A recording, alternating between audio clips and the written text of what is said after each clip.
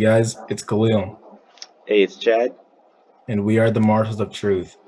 All right, so we want to talk about what we said we would talk about at the end of the last episode, and that is the connections to fascism and internationalism. Which we wanted to really like ask the question of what if fascism was global, and like would it be close to communism if fascism was global?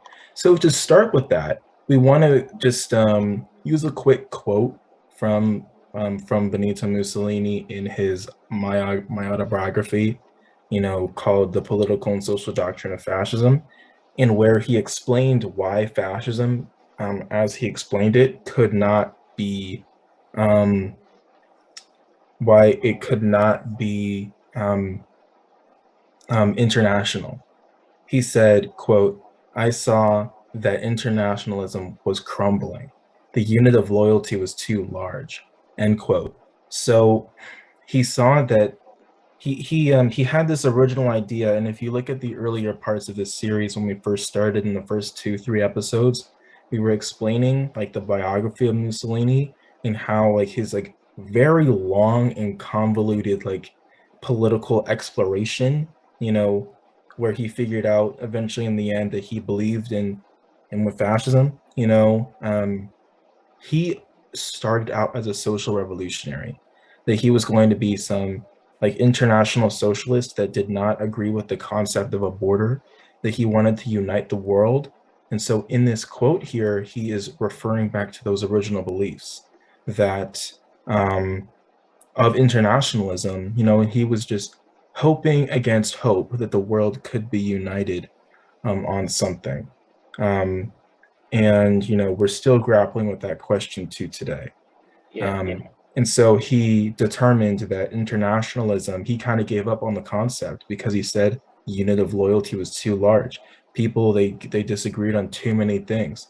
He believed that as long as you went national, you were going to have more of a chance of creating a sense of loyalty off of some sort of common identity, common heritage, common anything. Something about them that is much more likely to be united because of their close geographical nature. If you go too far globally, then it's going to become too difficult to unite everybody, and that's what he determined from that quote.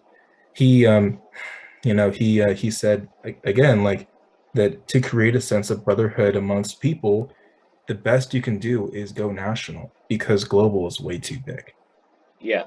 I mean, and we saw this implemented with fascism, his whole idea was that the unit of loyalty was the people of that state.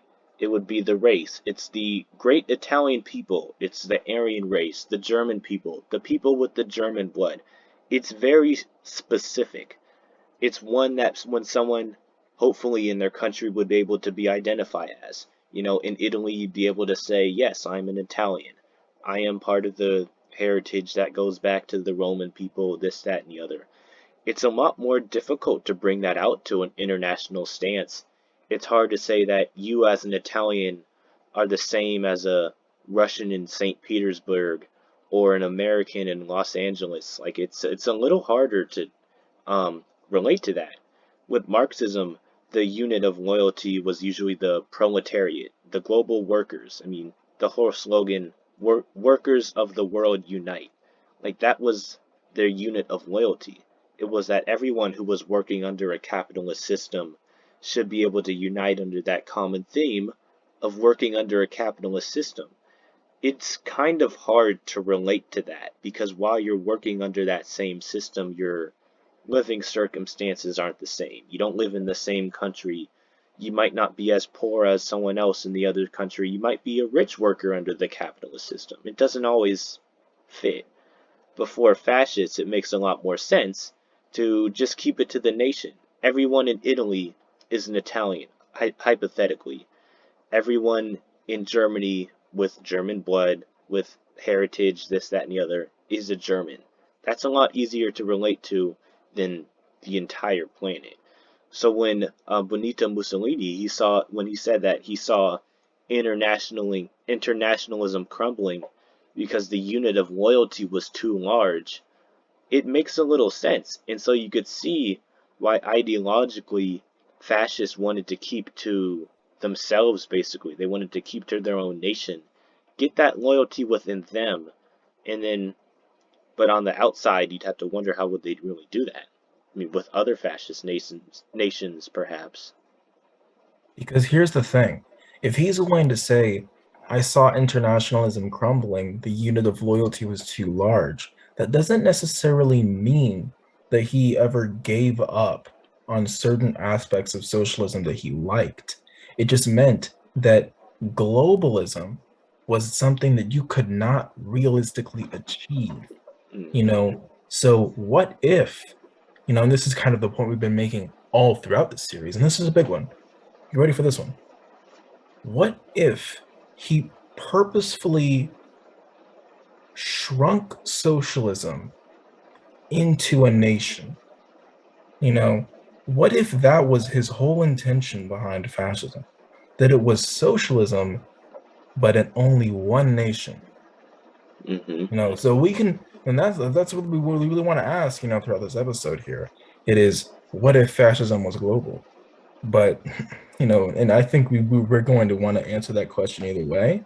But it kind of like, it takes away from the point, Yeah. that he was a socialist.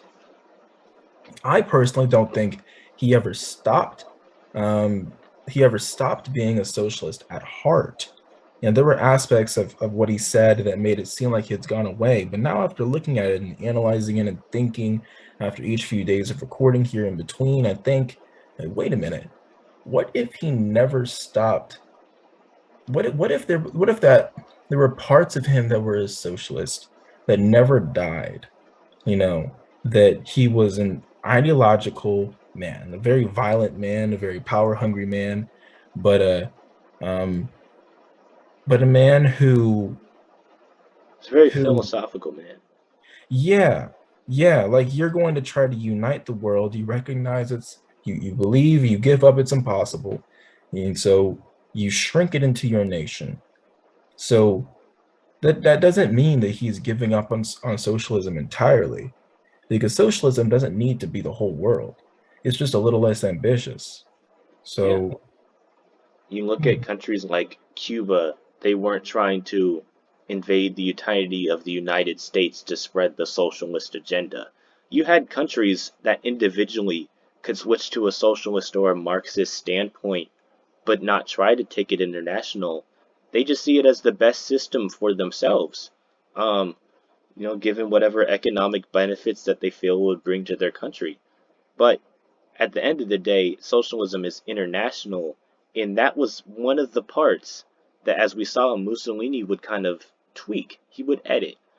Once again, who is the socialism for? He would define that as the Italian people, because international for him was just a little too much. But just because he changed that little bit in the kind of socialist doctrine of trying to get it international didn't mean he completely gave up on it.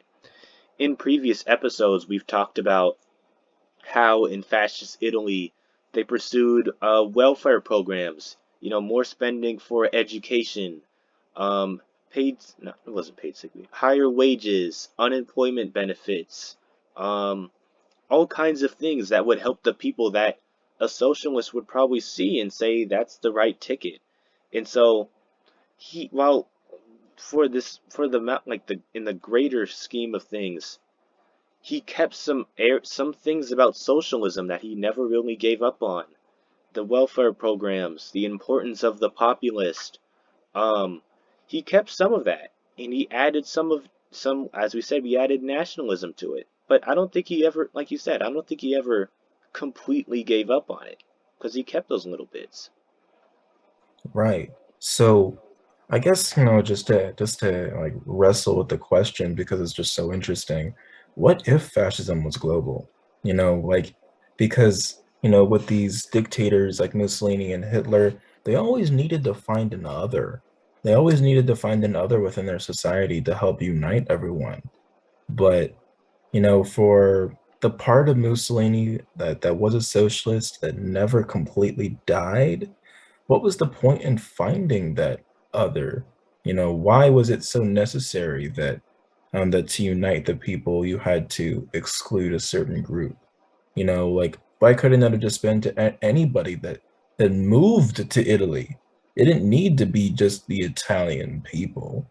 Hmm. They could have treated everyone that was a function for the state in the same way, because everyone would hopefully do their patriotic duty, help out the state, and the state would help them in return in their good old social contract. Yeah, But they kind of like shoot themselves in the foot by keeping it so restricted.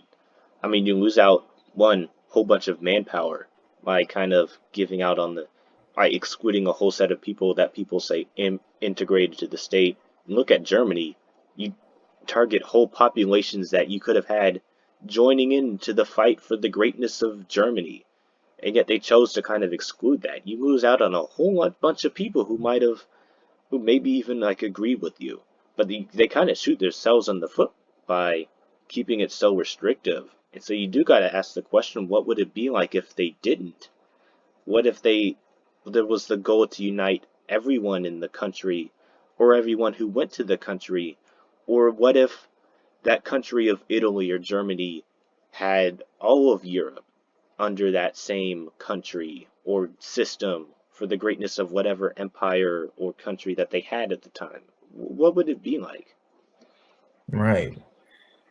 I really do wonder that because it's like because as we've already analyzed here, that fascism is nationalist socialism, and it would take a lot for someone to convince me otherwise because we've done quite a fair amount of research here. You guys can see the link and the links in the description. Um, and it would take a lot. It would take quite a breakthrough in historical archives to be able to tell me that fascism is not nationalist socialism. So if Mussolini were not to say, I saw internationalism crumbling, the unit of loyalty was too large, then and if he were to focus on internationalism in the same way, with the same sort of drive, I mean, sure, it's really hard, but what just oh my God, like fascism, like of course we look at it in a very terrible way because of the terrible things that it did to so many people, but that was because they saw an other. That was because they saw like other people within their own societies that they did not want to be part of their own group, you know, and then take that away, because it's not like that was 100% the reason that nations went to war with them during World War II. What if they weren't as openly expansionist? Because you can unite the world not necessarily with with a military. You can unite them on an idea, like Hitler, he used the idea of like uniting the German people, and that worked really well in Austria. It worked somewhat well with the Sudetenland in Czechoslovakia, and of course, now the whole world is in German. So you'd have had to completely reimagine what Nazism would have looked like if you take out the Nazi aspect of it. It would just been C, not Nazi, just a C, yeah, socialism. So I don't know. It's going to be tough. It's tough to imagine Yeah. what could have been, because you take out that other in the society and you don't use your army, you don't try to take over other people. I don't know. What do you think, Chad? Yeah. I think if it was a country that, while having some nationalist views, that didn't, you know, continue in expansionism and imperialism and the ideas of racism towards other people or other like ethnicities, peoples like that, it wouldn't be so much. It wouldn't be so much of a fascist government. It would be more of a authoritarian socialist government, that such as the Exactly. communists. Because what makes fascism different is not just the othering of other people, it makes the importance of the people. And it's not always just, like I said, the people of the state, it's the people of that race. Both of those fascist governments of Italy and Germany emphasize the importance of the people being the people with the blood of Italy or the people with the blood of Germany. People, that's their big emphasis. And so everything they do is for the greatness of that people. It's hard to imagine it outside of that because not everyone's Italian, not everyone's German. So if you had a fascist empire of Europe, that's not really going to be compatible with someone from France or someone from Ukraine because they don't have the blood of the German or the blood of the Italian. When that's the top focus of your government and everything you do is to emphasize that, to support that goal of the greatness of your people, even if you're not actively expanding it. If that's what you're doing and your emphasis is on that race, that doesn't work. Because unless you forcefully change everyone's race to that, or you eliminate everyone who isn't of that race, it doesn't work. And so that's why it's kind of hard to imagine an international fascist government because their focus just doesn't work unless everyone else that isn't with them is gone. Um, Right. and that's the And problem with fascism is when you put a race at your highest thing, not everyone's gonna be with you. That's them shooting themselves on the foot. If your unit of loyalty is everyone who works or everyone who lives because of their natural rights or their freedoms, you're going to get a lot of people who live and therefore have their natural rights and freedoms and can be part of can subscribe to your ideology, can, you know, vibe with what you're trying to say. Not everyone's German, not everyone's Italian. And so you're under a government like that, it's not going to work for you and you're not going to work for it. It doesn't make as much sense. And so, so it's kind of hard to kind of expand it from the fascist mindset. The nationalist part yeah. of the nationalist socialist is what screws with the internationalism here, really. Right. So clearly, if fascism were to be global, they would have to take away the aspect um, of nationalism out of the equation.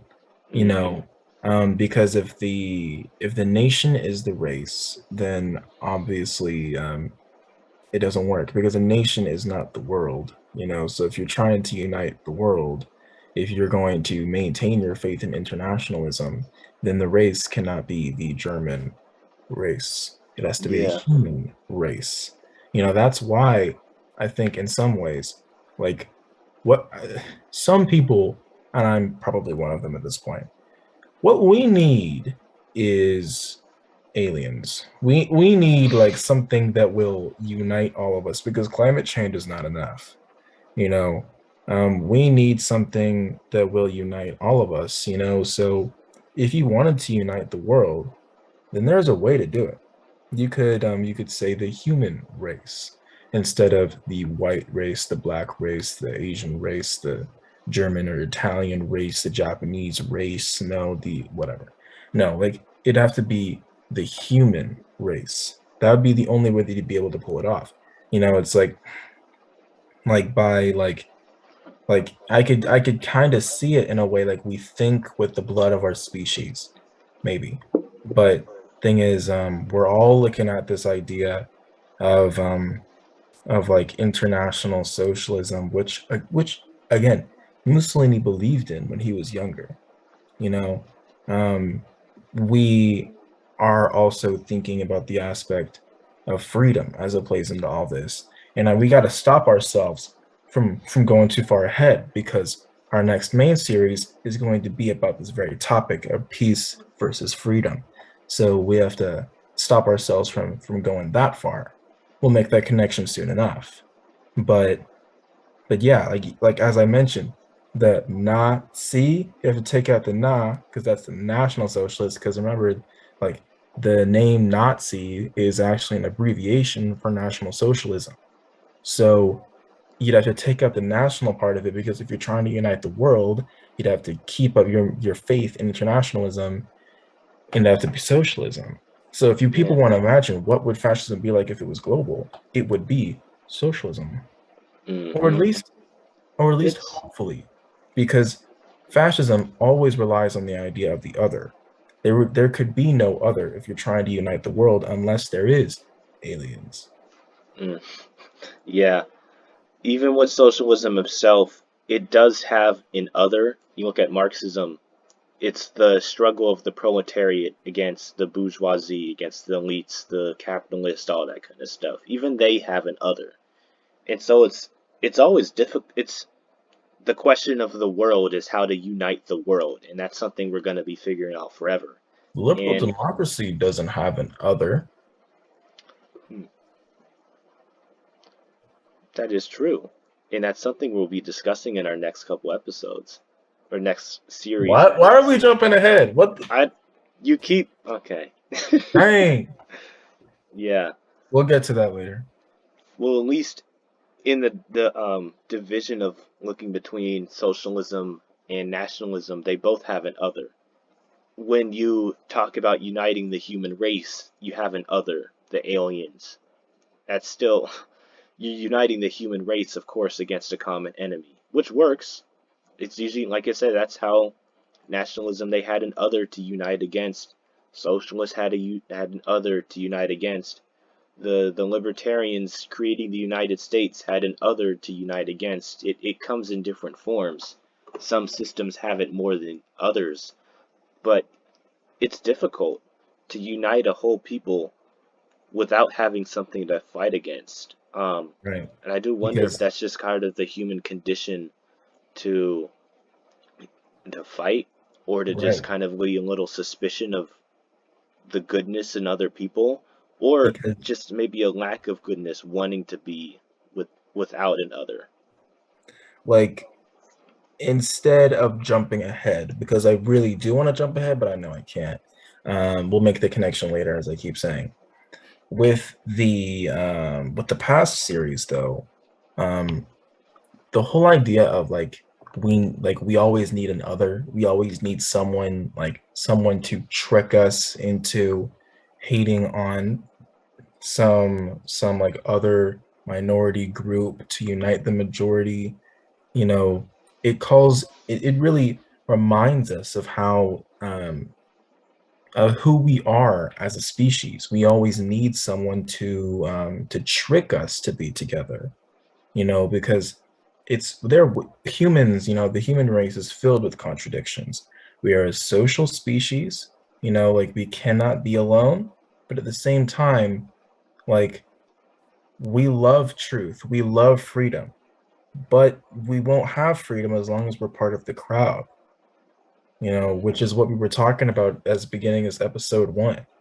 You know, we were talking about Le Bon, and the crowd and syndicalism, and the idea that everyone thinks the same way when they're in a crowd, they surrender their critical thinking skills. We're filled with contradictions as a human species. And so it's hard, but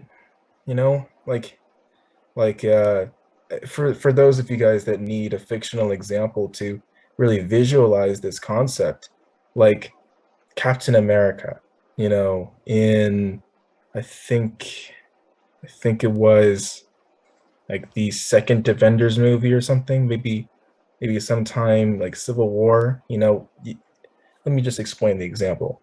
I think it was Zemo. No, it was Ultron. It was the second Avengers movie, Age of Ultron, Age of when he Ultron. said to Captain America, you know, like you love to fight. What will you do when there's no fight left? It's something like that. You know what I mean, Chad? Yeah. Because What like do you what for do you those, do when there is no other? right? Like Yeah, we're I've so heard the used to quote the that fight, sometimes I've heard the quote or something similar where people say that like sometimes peace is harder than war. I'm not sure who said it, but it's something around that effect. right? But If only I could find the quote, but it was something like Ultron was saying over to Captain America, like oh, God's righteous man, you cannot live without a war.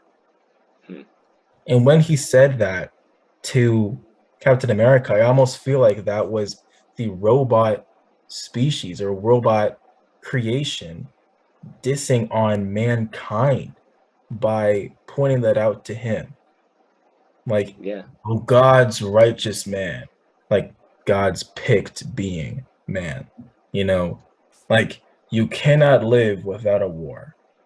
yeah. I mean, it's another one of our contradictions, like you said. We're social beings, and yet we always find a way to go fight each other over something, whether that's resources or money, land, I don't know, pieces of paper on the table. We always find something to fight about. And maybe that's back to our human nature and being animals who need to survive in the wild, and just being a natural instinct. But it's another thing that, like I said, we always find a way to mess something up, to go fight about it. And so Right, you have to wonder, of course, when we're not fighting against the other country, the other person, when we're not fighting in the war, what do we do then? Like, ideally would be like, we want to come together. We want peace. We want to, make countries that help each other and help everyone else. Since we have technology, we have money, we want people to be well, we want to help them. Ideally, that's what we want. But so many cases, it never turns out that way. We find a new conflict to create for ourselves, or some difference that we have to point out, and we some differences that we put above, the things that bring us together, whether that be our species or our class or our color shirts. There's always a lot more things that bring us together than separate us. And yet so often we choose to look at what separates us and choose another fight, another other that we have to pick. right. Because when, and I love this example, and I hope many of you guys like understand this reference, because it really is a good example. Like this robot being, calls out all mankind by insulting a single individual who, in this case, represents all mankind. God's righteous man, you cannot live without a war, you know? And that's the thing. Like, Mussolini gave up on mankind when he said, I saw internationalism crumbling. The unit of loyalty was too large. But if we want world peace in our time, if we want peace in our time, then we have to think beyond nations. We have to think about ideas, because if more things unite us than set us apart, then we have to know what those things are. And um, like going to either side of the political spectrum may not do that for us, you know, um, because Yeah, because neither one because really allows freedom, not in its fullest extent, as we've already explained. You know, Mussolini believed that there's no way that you could have, freedom, you know, and peace, so hey, we're as we start to get to our time, we're starting to wrap it up. We could give you a preview of what we're going to be talking about next, at least in our next bigger series, and that is the idea of peace v freedom. We'll have another episode coming out beforehand, but that will be the next of our big series coming up. But we pondered the question: can we really have a society in which we have complete peace and complete freedom? Is that even possible? Can you get to some middle ground between them, or should you pick one or the other? What does that look like? And that's kind of one of the things we'll be talking about. We keep trying to stop ourselves from hinting it, but we got to give it out at some point. yeah, we give you guys a little sneak peek, for any of you that hopefully are curious as to what the future holds, just like, subscribe, and wait a few days until we can release something new. Before we get to Peace via Freedom, as part of our another of our like main big series that we do, first one was on truth, and the second one we see here, far left equals far right, based off of the horseshoe theory. you know Before we get to like the third installment of this big saga, this big act one that we have, um on peace versus freedom. We're going to talk a little bit about ethno-nationalism, because we talk a lot about right now with far left equaling the far right, and we look at fascist nationalist dictators, like Mussolini and Hitler. And we also want to look at some modern day examples, some relatively modern day examples, um, like Xi Jinping or Vladimir Putin, or even Recep Tayyip Erdogan, the president of Turkey, who many people don't even know about, and people that do know about him are pretty ambivalent about him. But there is something about him that we can recognize as being ethno-nationalist, something about trying to again find an other within a group that you must single out to create unity amongst your people. Or people who seek to divide us. Exactly. Yeah. So So, that's what we're going to be introducing, discussing in our next kind of series. and who knows? I'm actually quite curious. I might even ask you right now, Chad. What about Milosevic? Maybe. Maybe. We'll see. We'll Maybe. see, guys. We'll We'll see. see in the next series. But yeah, that's about that. That's our series on the far left and the far right. We hope you enjoyed it. Hope you came to some of the conclusions we did, and if you don't, please tell us. Like, subscribe, comment, send to people who are interested or not. With that, we are the Marshals of Truth, and we'll see you in the next episode. All right, y'all.